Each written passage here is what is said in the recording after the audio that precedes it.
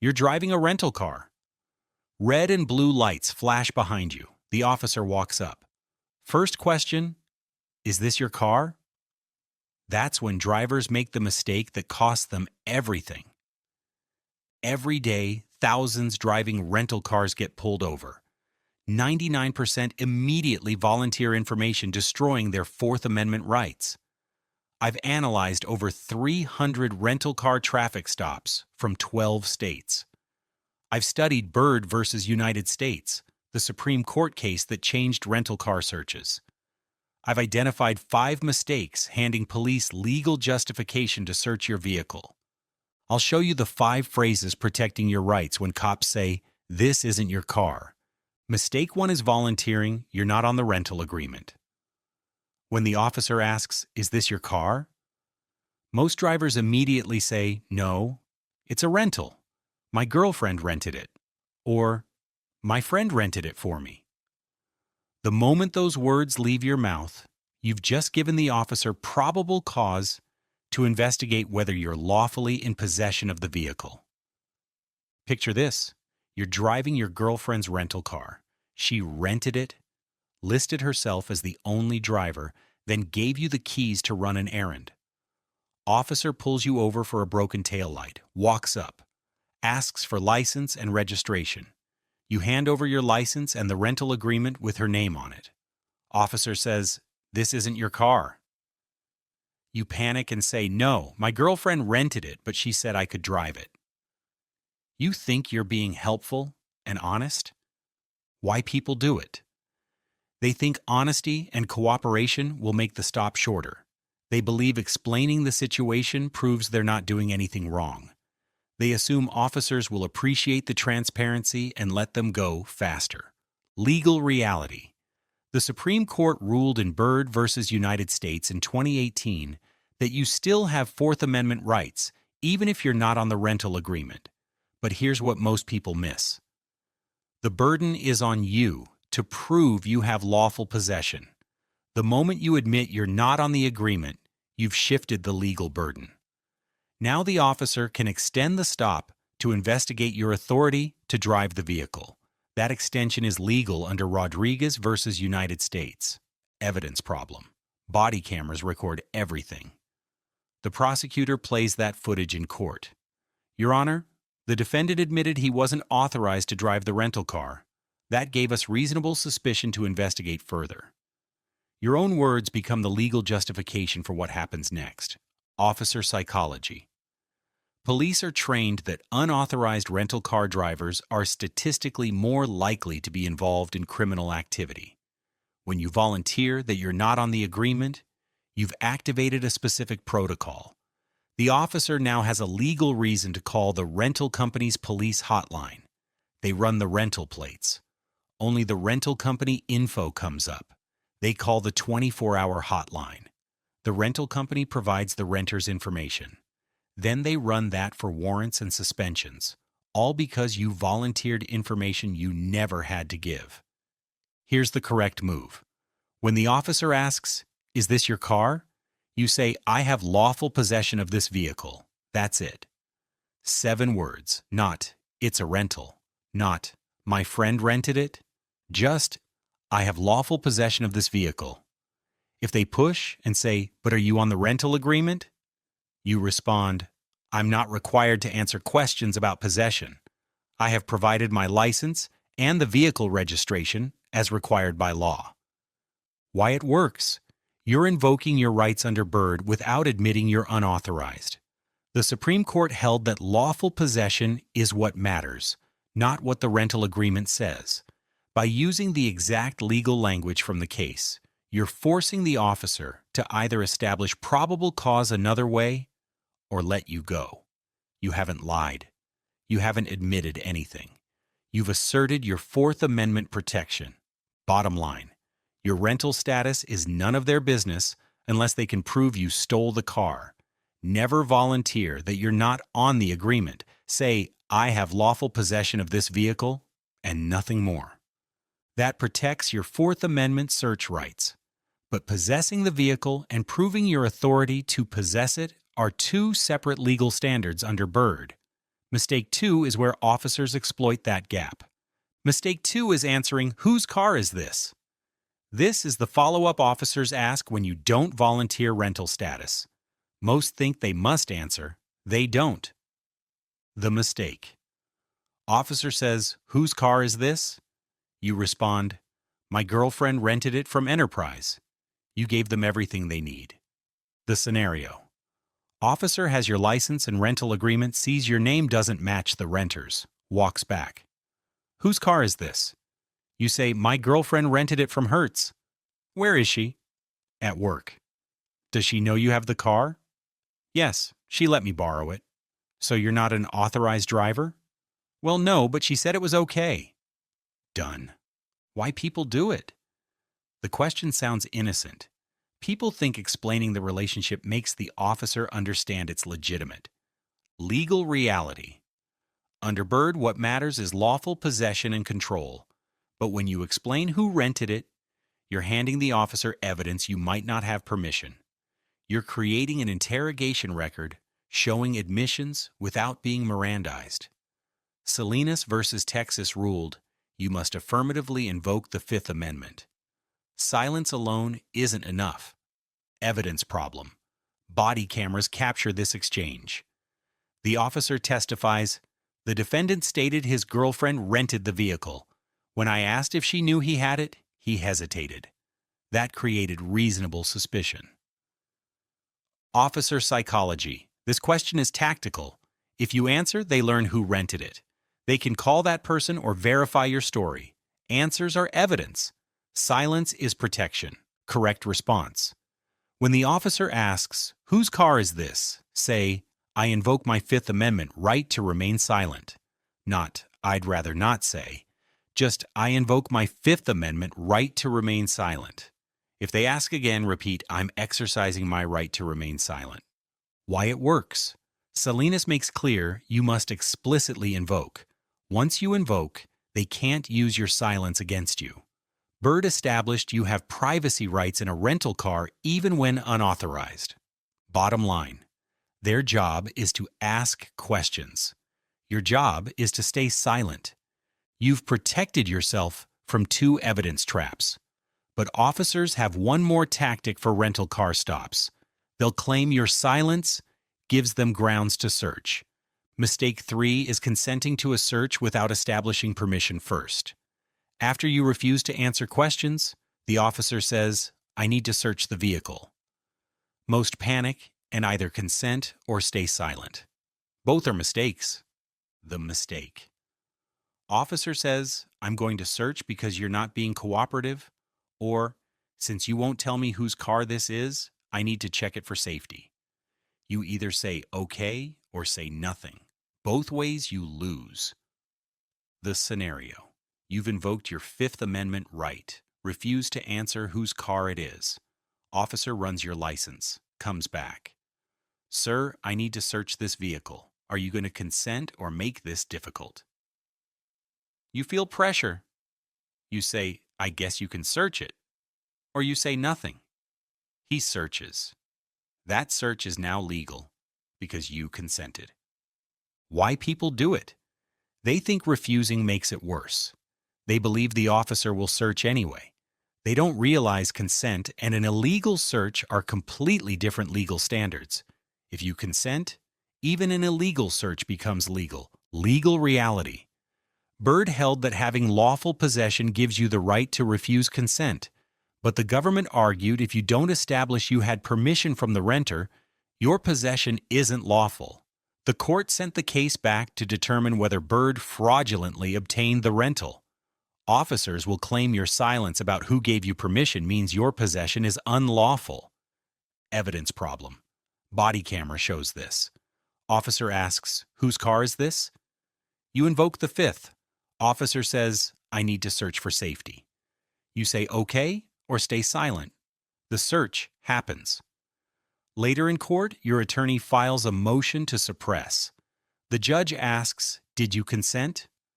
The prosecutor plays the video. Motion denied.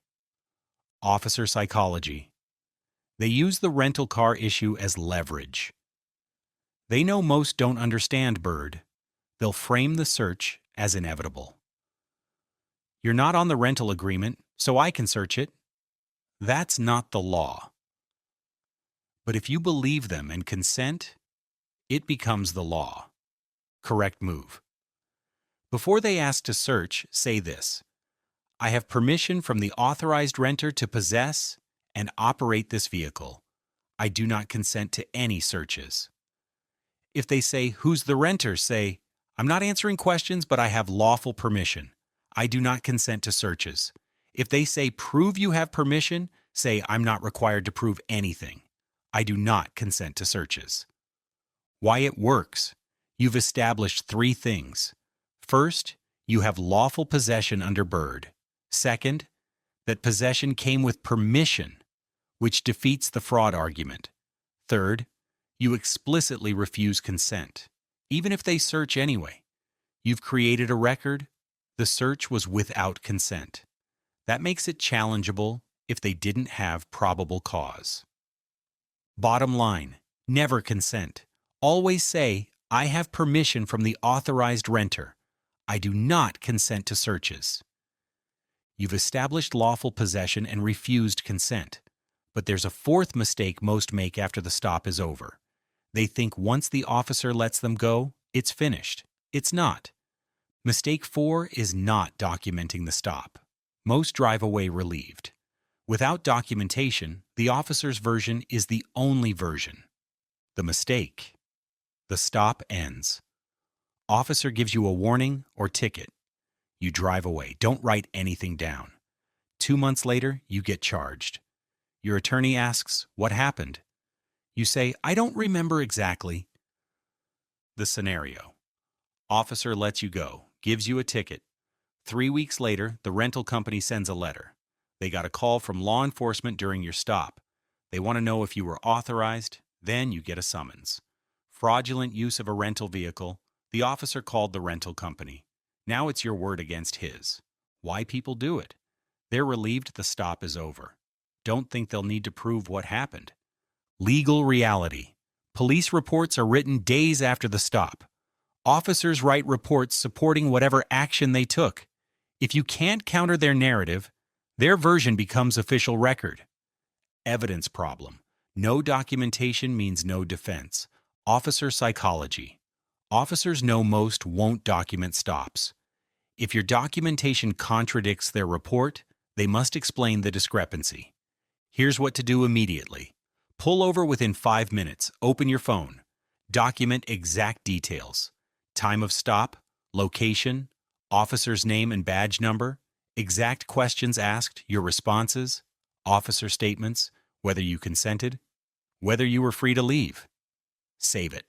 Why it works. You've created a contemporaneous record.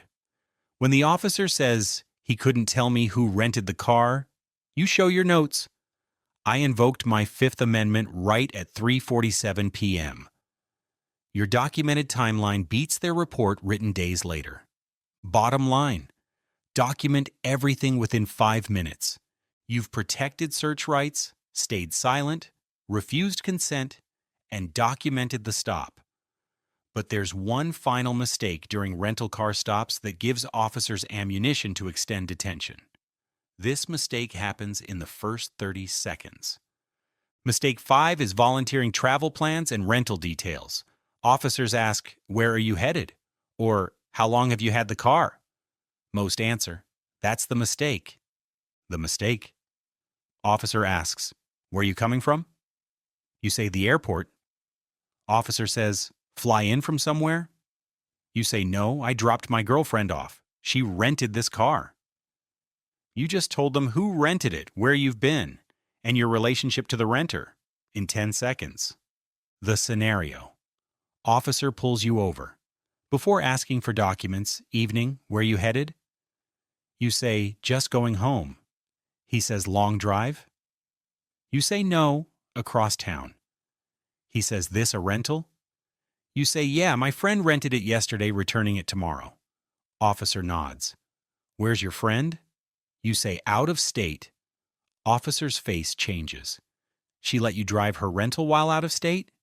You say, yeah, she said it was fine. Officer says, "Step out of the vehicle." You just gave him reasonable suspicion. Why people do it. The questions feel casual, like small talk. People think it's rude not to answer. They believe cooperating makes the officer more likely to give a warning instead of a ticket.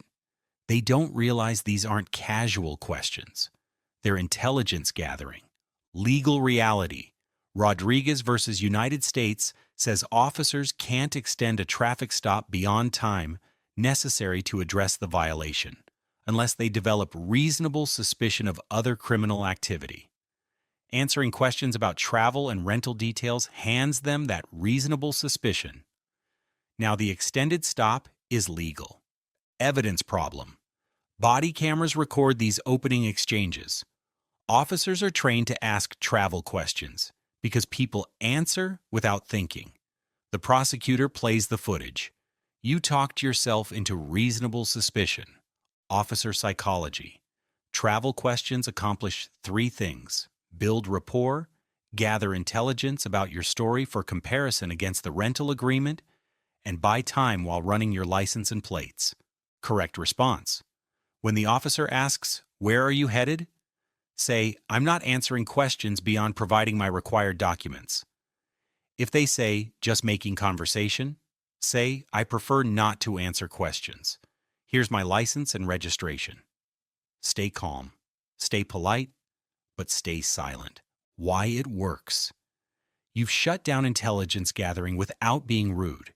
You provided what the law requires, but you refuse to hand them reasonable suspicion through your words. Under Rodriguez, if the only reason for the stop is the traffic violation, they can't hold you longer than it takes to write the ticket. By refusing to answer travel questions, you prevent them from manufacturing reasonable suspicion. Bottom line. Don't make small talk. Don't discuss travel plans. Don't explain rental details. Here's the core principle. Rental cars don't eliminate your Fourth Amendment rights. The Supreme Court made that clear in Byrd versus United States. But you must actively protect those rights by using exact phrases that invoke them. 4 phrases to memorize right now. I have lawful possession of this vehicle. That's your response when they say, "This isn't your car." I invoke my Fifth Amendment right to remain silent. That's your response to, "Whose car is this?" I have permission from the authorized renter. I do not consent to searches. That's your response when they try to search. I'm not answering questions beyond providing required documents. That's your response to any travel or rental questions. Practice these phrases right now. Say them out loud. I have lawful possession of this vehicle. I invoke my Fifth Amendment right to remain silent. I have permission from the authorized renter. I do not consent to searches. I'm not answering questions beyond providing required documents. Print them. Keep them in your wallet. You need to be able to say them under pressure. Stay calm every time. Stay polite every time. Stay firm every time. Your tone matters as much as your words. If you assert rights with an attitude, you make things worse. Calm and respectful while refusing questions equals protected and safe. This is educational content only. For specific legal guidance, Canal Unrest is this legal guidance. Consult a licensed attorney in your jurisdiction. Hit that like button. Subscribe. Turn on notifications. Share this with anyone who rents cars. Now you've got the foundation of rental car rights. But knowing when and how to invoke these protections during different phases of a stop requires understanding the full legal framework.